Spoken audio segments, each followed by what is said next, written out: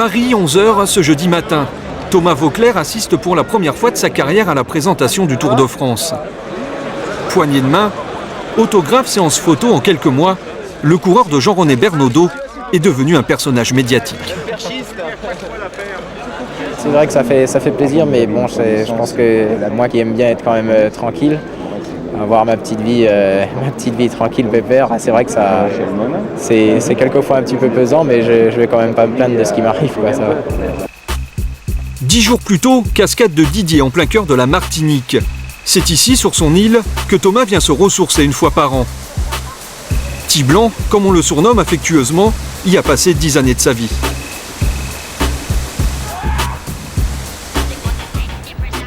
Thomas a 7 ans à peine lorsque ses parents s'installent à Tartane, sur la presqu'île de la Caravelle. De l'Alsace aux Antilles, le changement est radical. 17 ans d'écart, mais toujours au même endroit, les deux mêmes oeuvres. Les cheveux un petit peu différents. Les cheveux un peu plus courts.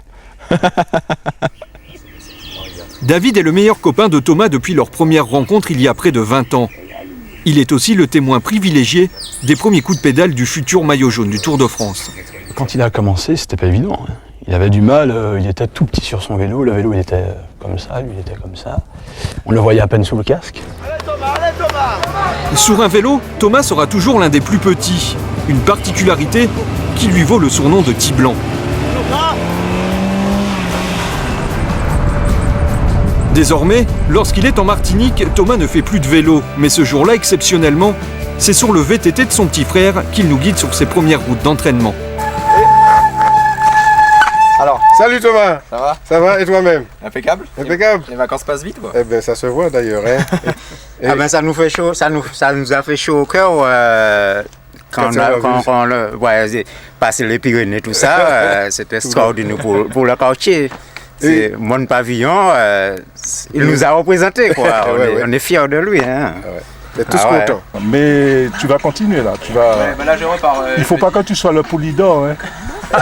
Il faut que tu sois le nouveau actif. Je vais essayer, on va voir ce que ça va donner, mais on va voir. J'aime bien voir ton entraînement. Thomas a 14 ans lorsqu'il s'inscrit dans le club de Ferdinand Arcade. Allez Thomas, qu'on est fort. La rencontre va bouleverser sa vie. Ouais, alors, ça rappelle des choses ici. J'ai vu la misère ici, avec Hervé quand on faisait les séries là. Pendant 3 années, Ferdinand apprend la rigueur à son élève. Il sera l'un des personnages clés de son apprentissage.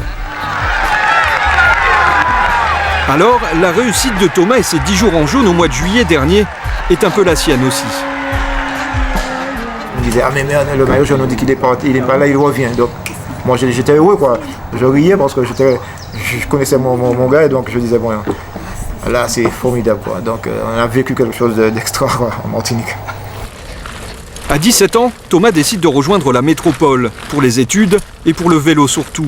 Désormais, son rêve est de devenir cycliste professionnel. Alors c'est par ici que je terminais tous mes entraînements.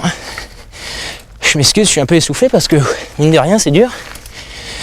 C'est pas très long, mais avec la chaleur et le pourcentage, c'est pas évident. En plus, je suis sans doute pas au top de ma forme en ce moment.